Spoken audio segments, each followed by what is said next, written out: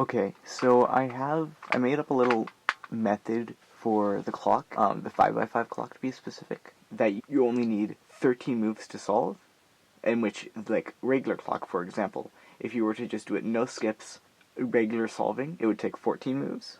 So, being quicker than the 3x3 clock, or, I don't know, regular clock, is pretty cool. So, this is, I don't know what I'll call it. I'll say speed simul. So this is speed simul.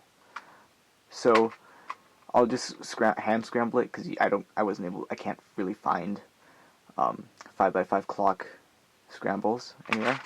So this is a simultaneous method. I don't have skips in this video because I haven't really figured out anything. If you have, please let me know. Probably is some pretty obvious stuff. But anywho, the only limitation to this is that you always have to start with the center clock upwards. So you can see this is center clock up, that's center clock to the right, that's center clock to the left, that's center clock down. So center clock up. Yeah. So what we're going to want to do is we're going to put up our up right and up left pin.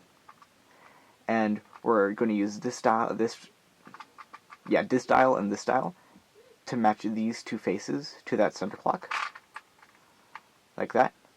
And we're going to want to put down these two, put up this up pin and this down right pin, and we're going to want to match this clock and these three to that clock.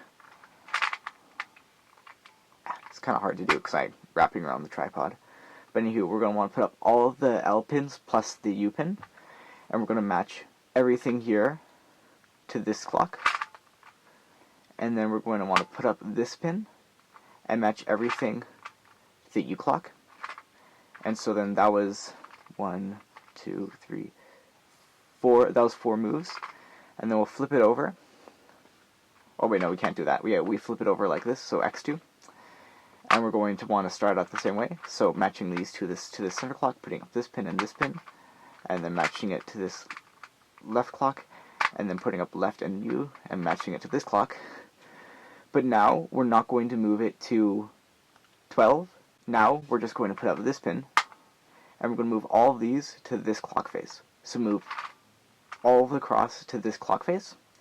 Then we're going to put up this one, and then put down any other unsolved one. So I'll put up this one, and move it to there, and then put up any other unsolved one. Or actually, I'm going to move this over a little bit. So any other unsolved one. And then once we have all the corners solved, then we're just going to move it all to 12. And if you did that correctly, the back should be solved. So I'm going to do one more solve, just that then you can see how it works. So we have a skip here. So we're just going to move, same thing, put these two pins up, and move both of these to the center clock. And then we're going to want to put up the U pin and the bottom right pin, and move these three plus this face to that clock face. And then we're going to put up the L pins plus the U pin and put down these two pins. And we're going to match the entire cross to this face. I want to put up this pin and move it all to 12. Flip it over, X2, just have it. Then we're going to put up these two pins and match both of these clocks to the center clock. And then we're going to put up this pin and match both of these three and this face to that clock. And then we're going to put up the left and U and match all of these to this clock. Then we're going to put up this pin and match all of these to this bottom right clock, and then just work your way to each clock. So one little disclaimer that I probably should have put at the beginning is that learn how to solve a regular clock first, which I'm assuming that you already did if you bought this 5x5 clock.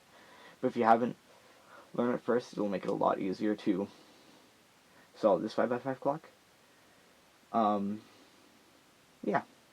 So I guess you could just call this a simultaneous pin order, but it still is a method, so I don't know. We'll keep the name at Speed Simul. If anyone else has a better name, go for it. But yeah, that's it. Have a nice day.